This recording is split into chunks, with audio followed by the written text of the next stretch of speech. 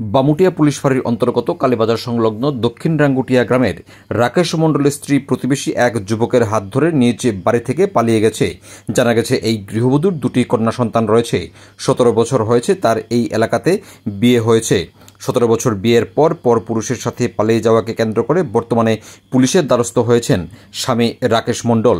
তিনি জানান, ইতিপূর্বেও এই যুবকের সাথে তার অবৈধ সম্পর্কের জেরে বাড়ি থেকে চলে গিয়েছিল সে। যদিও স্থানীয়দের নিয়ে বিষয়টি মীমাংসা করার পর তাকে পুনরায় বাড়িতে ফিরিয়ে আনা হয়, কিন্তু এবার তিনি একেবারে বাড়ি থেকে চলে গেছেন বলে ওনাকে ফোন করে জানিয়েছেন ওনার স্ত্রী। এই বিষয়ে সাংবাদিকদের মুখোমুখি হয়ে বিস্তারিত জানিয়েছেন স্বামী রাকেশ মণ্ডল। পাশাপাশি তিনি জানান, ইতিমধ্যে এই বিষয়টিকে কেন্দ্র করে বামুটিয়া পুলিশ ফাঁড়িতে লিখিতভাবে অভিযোগ দায়ের করা হয়েছে। পালিয়ে যাওয়ার সময় গৃহবধূ বাড়ি থেকে স্বর্ণের জিনিস এবং নগদ 25,000 টাকা নিয়ে পালিয়ে গেছে বলে জানিয়েছেন স্বামী রাকেশ মণ্ডল। একই গ্রামের অজিত মণ্ডলের সাথে এই গৃহবধূ পালিয়ে গেছে বলে জানিয়েছেন স্বামী রাকেশ মণ্ডল।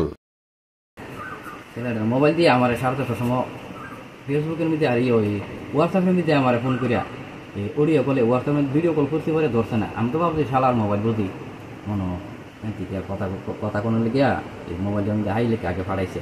এটা তো এর নাম্বারটা তো আগে দরবারের সময় ব্লক করে লাইছিলাম, তো ব্লক করে লইয়া দিলে হয়েছে। আমি তো জানি না ফাড়াইছে, হাই ফাড়াইছে। আচ্ছা তাহলে মানে এর ভিতরে আমার ফোন করে কইতাছে, কোনে তোর আমি শান্তি দিয়ে গেলাম, তুই আমার মারস, খাউন যাস না, হ্যাঁ তুমি তো দেশ না, টিয়া পয়সা দেশ না, আমি তোমার দিয়ে আমি সবই দিই, তুমি আমার মিস কথা করে তুমি আমার লোক তুমি এই যে কত বছর যেটা খাইতেছো, 17 বছর হয়েছে আজকে বিয়ে হয়েছে।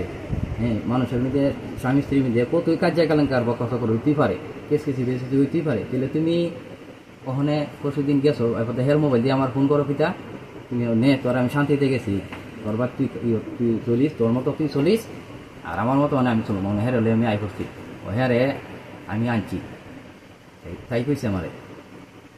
তুমি যে আমি কইছি তুমি যে এটা কইতাছো, এটা তুমি কামটা ভালো হয়েছে না, তো তুমি তো করতো এটা তো 1-2 দিন লেগে তোমার আমি আনছি না, তো তুমি অত বছর ইটা করতেছো করে।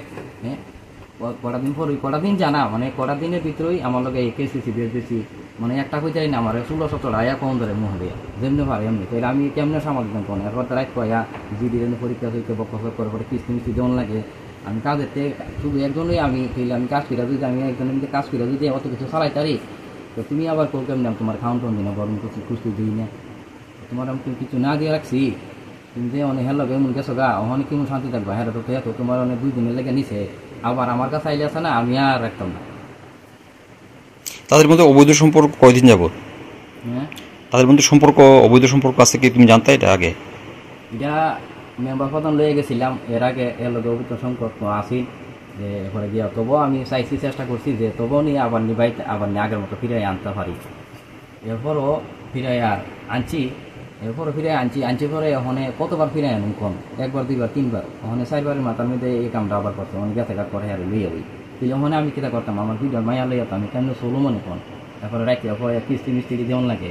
হ্যাঁ দিয়ে লই আমি কেমনে কিতা করতাম, আমি মানে আমি কিতা করুন যে আমার মাথা অনেক ধরতেছে না।